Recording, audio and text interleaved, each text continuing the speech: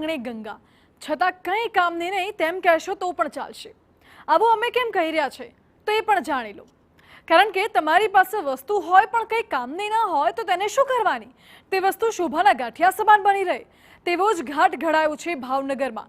અહીં મનપા પાસે સિવિલ વર્કના મટીરિયલ્સના તમામ ટેસ્ટિંગ થઈ શકે તેવી લેબોરેટરી છે, પણ શરૂ જ નથી થઈ રહી, જેના કારણે આ ટેસ્ટિંગ ખાનગી લેબોરેટરીમાં કરાવવાનો વારો આવ્યો છે.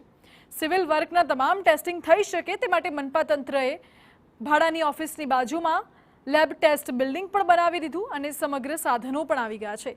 પરંતુ કોઈ કારણોસર આ બિલ્ડિંગની રિબિન નથી કપાણી, જેના કારણે ના છૂટકે મનપાએ મોટા પૈસા ચૂકવીને ખાનગી લેબોરેટરીમાં સિવિલ વર્કના કામોનું લેબોરેટરી ટેસ્ટ કરવા મજબૂર બનવું પડે છે.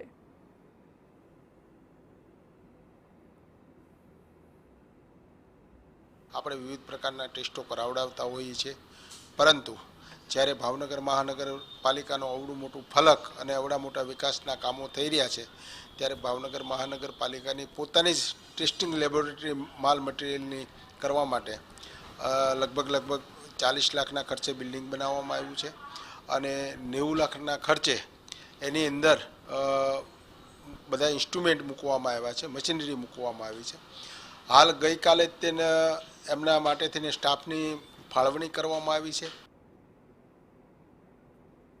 મહત્વનું છે કે થોડા સમય પહેલા જ 90 લાખના ખર્ચે લેબની મશીનરી લાવવામાં આવી અને 40 લાખના ખર્ચે નવી લેબનું બિલ્ડિંગ પણ બનાવવામાં આવ્યું છે. હાલમાં મનપા પાસે આધુનિક લેબ તૈયાર છે, પરંતુ લેબના ઉદ્ઘાટનનું મુહૂર્ત જોઈ રહ્યા છે કે શું તેવું લાગી રહ્યું છે, જેથી મહાનગરપાલિકાએ સિવિલ વર્કના મટીરિયલ્સના તમામ ટેસ્ટિંગ હજુ બહાર કરાવવા પડે છે. આ લેબોરેટરી ઝડપથી શરૂ થાય તેવું આયોજન કરવા કમિશનરે આદેશ તો કર્યો છે, જોકે લેબોરેટરી જલ્દી શરૂ થઈ જશે તેવો દાવો સ્ટેન્ડિંગ કમિટી ચેરમેને પણ કર્યો છે. હવે લેબોરેટરી ક્યારે શરૂ થાય છે તે જોવું રહ્યું.